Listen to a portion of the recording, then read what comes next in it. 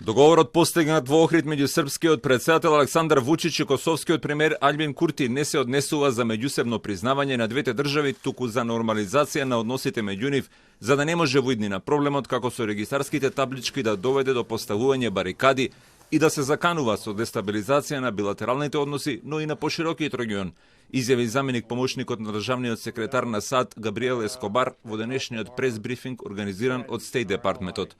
Тој прецизираше дека постигнатиот договор Соединетите држави и Европската унија го сметаат за правно врзувачки за двете страни и будно ќе ја следат неговата имплементација, независно тоа дали тие подпишале некаков документ, испраќајќи јасна порака до Вучич, кој изјавуваше дека тој не подпишал ништо во Охрид, релативизирајќи го исходот со коментарот дека бил постигнат некаков договор и фокусирајќи се пред се на фактот дека треба да се забрза процесот на формирање на така наречената заедница на српските општини. Овој договор е правно врзувачки за двете страни, иако не е подпишан, тој е договор во секоја смисла, рече Ескобар и прецизираше дека тоа навистина значи во секоја смисла.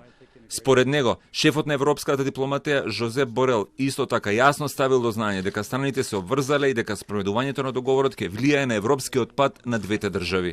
Ескобар оцени дека според Соединетите американски држави, исклучително важно е дека договорот бил постигнат и во Охрид, подлекувајќи дека Македонија е пример за функционална мултиетничка демократија која го решила и билатералниот спор со Грција во обид за деблокирање на евроинтегративниот процес, кој, како што рече, САД силно го поддржуваат, сметајќи дека местото на нашата држава е во Европската унија.